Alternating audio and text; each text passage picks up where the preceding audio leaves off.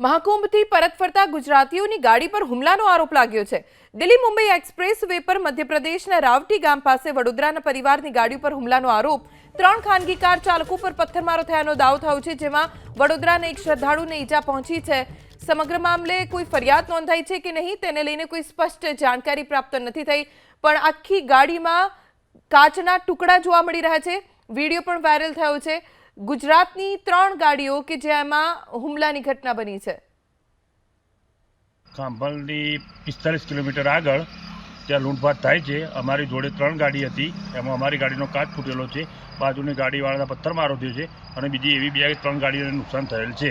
અત્યારે તો કોઈ બી આવતું હોય તો પૈસાની સાવચેતીથી આવે। ખાંભલથી 45 કિલોમીટર એમપીમાં બધી ગાડીઓને લૂંટફાટ થાય છે। તે વખત અમારી ગાડી એસીની સ્પીડ પર હતી, અમારી ગાડી પર કાચ નાખ્યો તો અમારી ગાડીનો કાચ તૂટી ગયો છે। અમારી પાછળવાળી ગાડી 3-4 ગાડી સડિંગ હતી, બધી ગાડીને આવી રીતે નુકસાન થયું છે ને ત્યાં લૂંટફાટ થાય છે।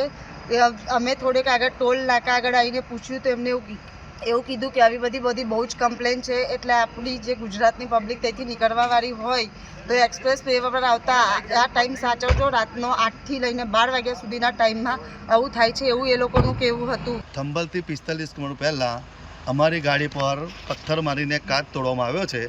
જે હું ડ્રાઈવરની લેફ્ટ સાઈડ પાછળ સાઈડે બેઠો હતો, એ કાચ તદ્દન તોડ્યો છે, પથ્થર માર્યો છે। જે પથ્થર આ છે અને મને બી અહીંયા વાગ્યું છે, આ કાચ ઘૂસ્યો હતો આગળ આ જગ્યાએ, અને માથાના ભાગમાં બી થોડું મને વાગ્યું છે। એવી અમારે ત્યાં રેસ્ટ હાઉસમાં બીજી 3 ગાડીઓ હતી, એવી 3 ગાડીઓના બી કાચ આગળ તોડવામાં આવ્યા છે, એ અમે જોયા ત્યાં આગળ ટોલ નાકા પર।